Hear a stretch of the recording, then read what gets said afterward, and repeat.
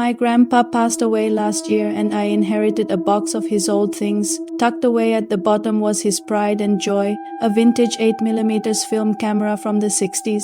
It was heavy, all metal and glass, a real relic.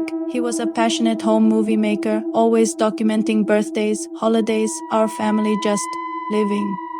I found a few undeveloped film reels with it and on a whim decided to get them processed. I was hoping for a glimpse of my mom as a little girl or maybe my grandparents when they were young and in love.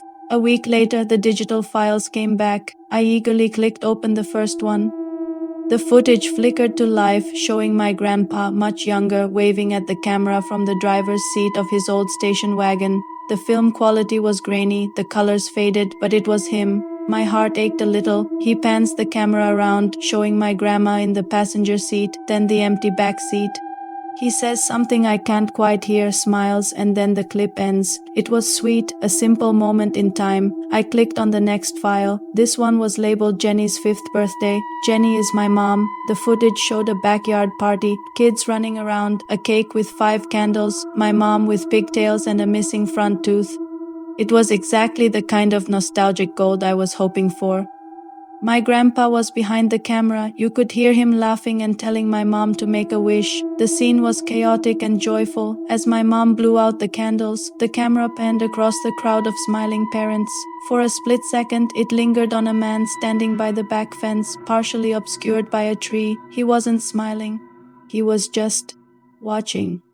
I didn't recognize him, but it was a party. He could have been anyone's father. I shrugged it off. The third clip was from a family camping trip, a crackling bonfire, my grandpa playing guitar, everyone singing along. I remembered this trip, even though I was only 6. I remembered the smell of pine and campfire smoke. The camera moves around the circle, capturing smiling faces illuminated by the firelight. Then it pans past the circle into the deep, dark woods behind our campsite.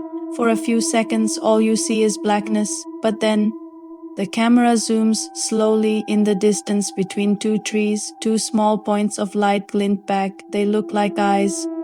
They just hover there in the darkness. My grandpa must have been trying to capture some wildlife, maybe a deer or a raccoon. A moment later, the camera pans back to the fire and the clip ends. It was a little spooky but explainable. It was the last file that truly unsettled me. The label just said home. It opened on a shot of the front of my grandparents' house at night.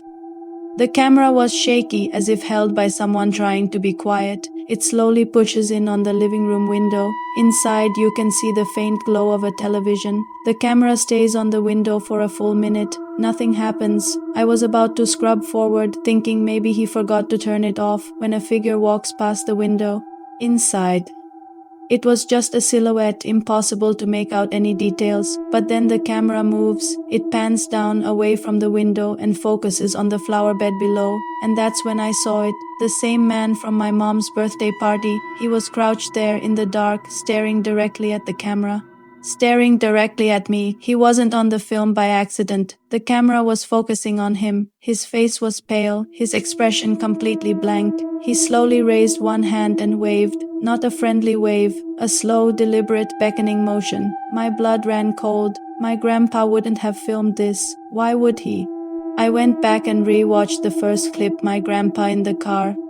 He waves, then pans the camera to my grandma, then the empty back seat. But this time I watched it on my big monitor. As the camera pans across the back seat, for a fraction of a second, I saw him, the same man. He was sitting right there in the back of the car, his face turned away, looking out the window. How did I not see that before?